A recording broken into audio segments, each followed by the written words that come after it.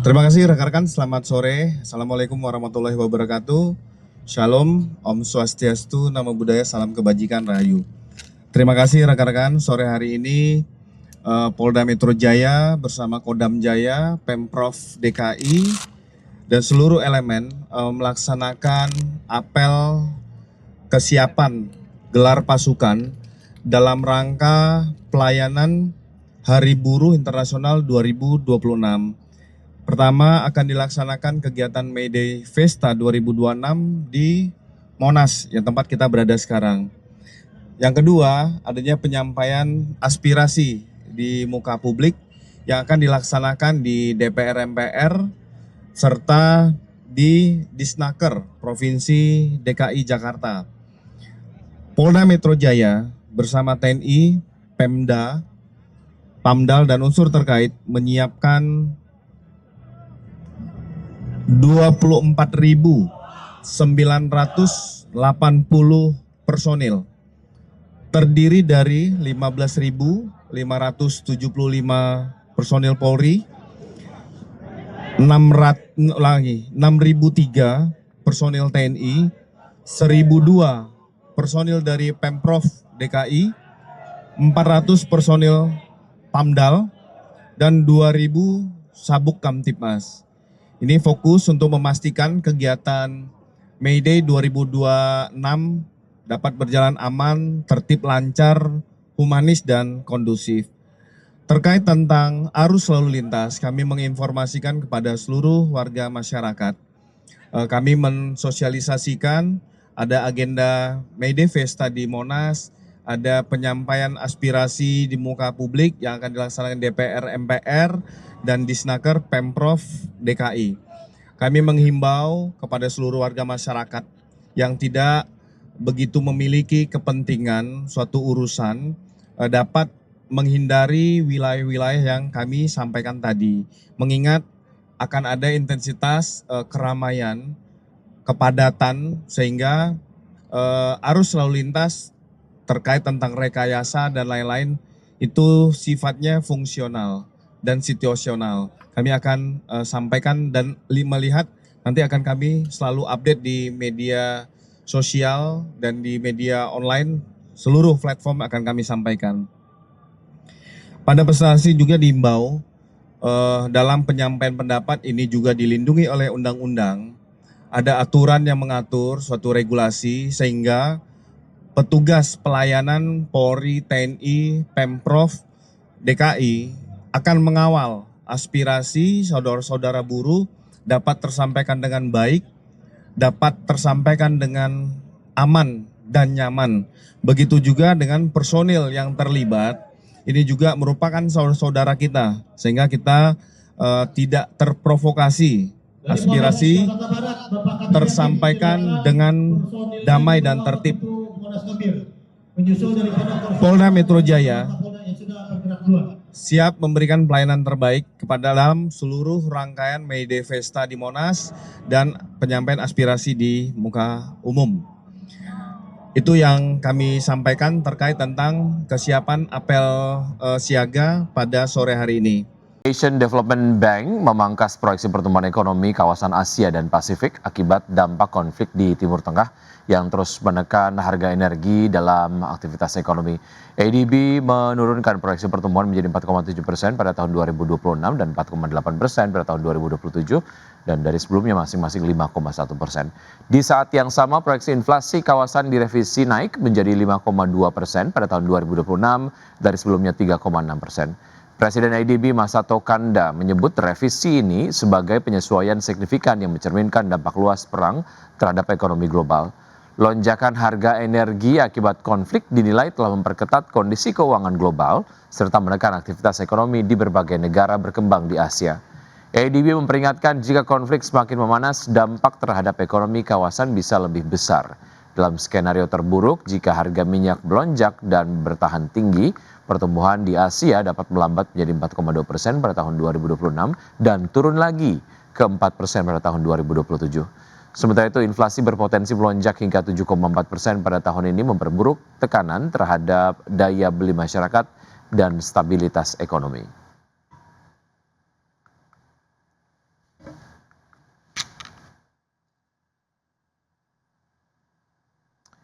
Ya, selanjutnya pemirsa update dari bursa global dari Wall Street yang berakhir variatif pada perangan di hari Rabu di tengah tekanan dari lonjakan harga minyak, kebijakan The Fed terbaru yang memutuskan untuk mempertahankan suku bunga, serta rilis laporan keuangan sejumlah raksasa teknologi. Data selengkapnya di perangan di hari Rabu, Dow Jones Industrial Average yang ditutup melemah 0,57% ke level 48.861. Kemudian indeks S&P 500 yang turun tipis 0,04% ke 7.135 dan Nasdaq Composite yang masih mampu menguat 0,04% tipis saja ke level 24.673. Dan sementara itu dari Eropa, bursa ekuitas Eropa berakhir di zona merah dan menyentuh level terendah dalam 3 pekan seiring kombinasi hasil kinerja emiten yang beragam serta data ekonomi yang menunjukkan dampak signifikan. Ya, kinerja PT Prodia Widya Husada Tbk melonjak tajam di awal tahun 2026. Permintaan tes kesehatan yang tetap tinggi menjadi penopang utama pertumbuhan laba perseroan. PT Prodia Widya Husada Tbk mencatatkan lonjakan laba bersih hingga 150,1% secara tahunan pada kuartal pertama 2026 menjadi 17,9 miliar rupiah. Kinerja ini ditopang oleh peningkatan pendapatan serta efisiensi biaya operasional yang mampu menjaga profitabilitas perusahaan. Pendapatan Prodia tercatat mencapai 501,4 miliar rupiah atau tumbuh 3,8% secara tahunan. Pertumbuhan didorong oleh permintaan tes rutin dan tes esoterik yang terus meningkat seiring kesadaran masyarakat terhadap kesehatan. Meski beban pokok pendapatan ikut naik, efisiensi operasional tetap menjaga kinerja keuangan perseroan. Kedepan Prodia mengakselerasi strategi melalui penguatan ekosistem digital, pengembangan precision medicine, serta ekspansi layanan klinik khusus. Didukung kondisi keuangan yang solid dan arus kas yang terjaga, perseroan optimistis menjaga pertumbuhan berkelanjutan di tengah dinamika global. Berbagai sumber IDX Channel.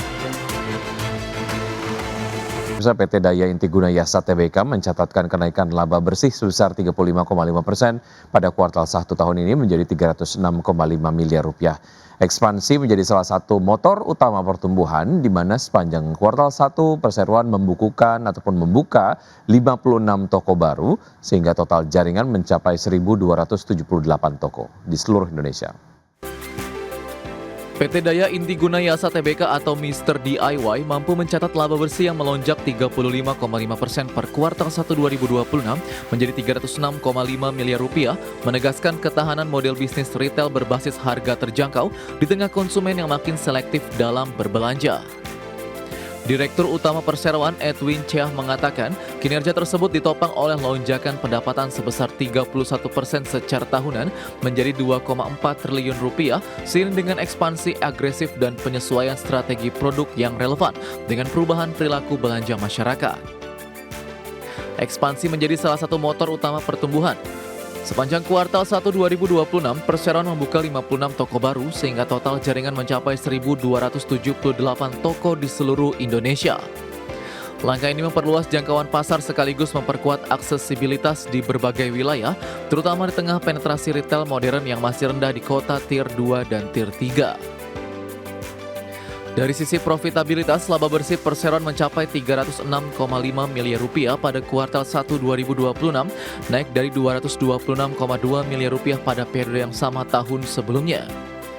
Pertumbuhan ini juga ditopang oleh pengelolaan biaya yang lebih efisien. Direktur sekaligus Chief Financial Officer Perseroan Rika Juniati Tanzil mengatakan fondasi keuangan yang kuat menjadi penopang ekspansi berkelanjutan. Kedepan, Perseroan melihat ruang pertumbuhan masih terbuka lebar, terutama dari perluasan jaringan dan peningkatan penetrasi di luar kota besar, seiring kebutuhan produk rumah tangga terjangkau yang terus meningkat. Berbagai sumber IDX Channel. PT Ramedia Sejahtera Tbk membukukan lonjakan laba bersih pada kuartal 1 2026 di tengah pendapatan yang relatif stagnan. Perseroan mencatatkan laba neto tahun berjalan sebesar 4,32 miliar rupiah, melonjak 246,23% dibandingkan dengan periode yang sama di tahun sebelumnya. Kinerja positif ini ditopang oleh strategi efisiensi serta kontribusi pendapatan lain-lain. Secara lebih rinci, laba neto yang diatribusikan kepada pemilik entitas induk mencapai 7,59 miliar rupiah, meningkat signifikan dari kuartal 1 2025. Dari sisi operasional, segmen periklanan masih menjadi kontributor utama dengan pendapatan 26,97 miliar rupiah. Perseroan juga mulai memetik kontribusi dari lini bisnis merchandise sebesar 2,07 miliar rupiah, serta acara dan pameran senilai 1,32 miliar rupiah. Sebaliknya segmen jasa konsultasi mengalami penurunan tajam dengan pendapatan hanya 382,58 juta rupiah. Presiden Prabowo Subianto meresmikan peletakan batu pertama atau groundbreaking bagi 13 proyek hilirisasi tahap kedua. Total nilai investasi yang dikucurkan untuk 13 proyek hilirisasi ini mencapai angka 116 triliun rupiah.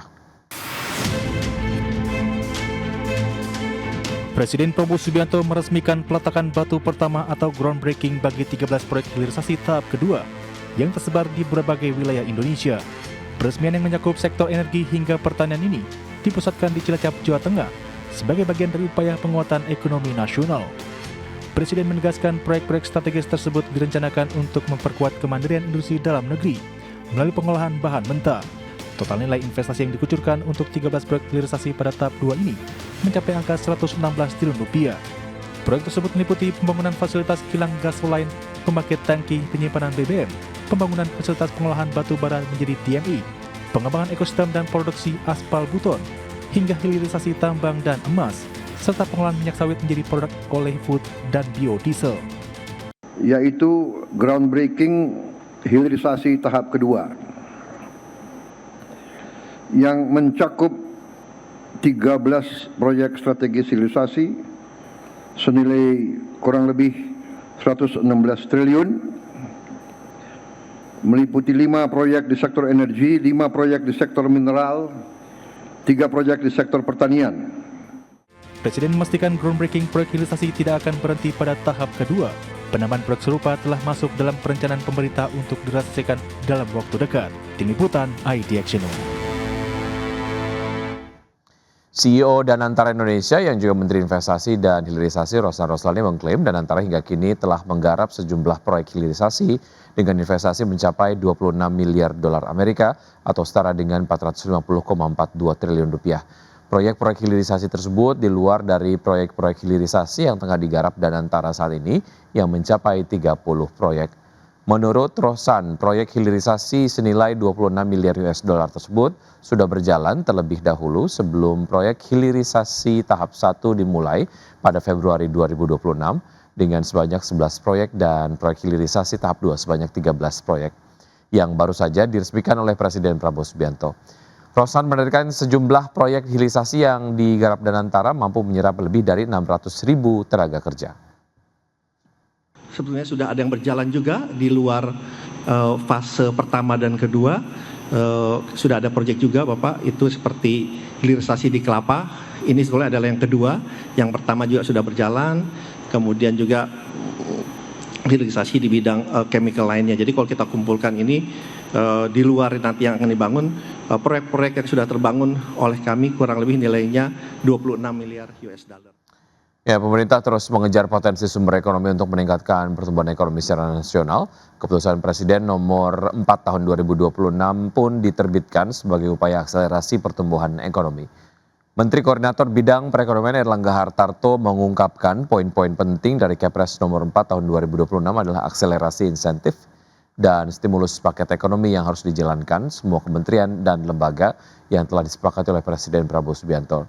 Dalam Kepres terbaru juga dijelaskan bahwa program prioritas pemerintah harus secepatnya diwujudkan di seluruh daerah, termasuk Presiden meminta seluruh jajaran kementerian dan lembaga untuk melakukan terobosan dan inovasi sumber ekonomi yang dimiliki oleh Indonesia.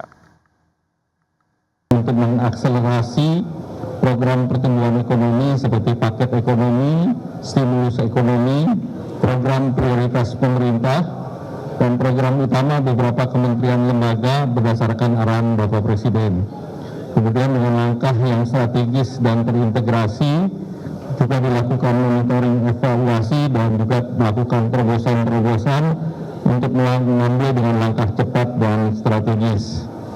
Nah, dalam Satgas akan dibuat 5 kelompok kerja, 1 terkait perumusan strategi peningkatan pertumbuhan ekonomi, 2 percepatan implementasi program dan penyelesaian debottlenecking yang selama ini sudah bekerja diintegrasikan.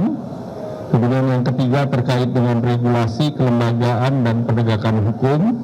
Yang keempat terkait dengan perdagangan, kerjasama ekonomi hubungan internasional, dan yang kelima monitoring evaluasi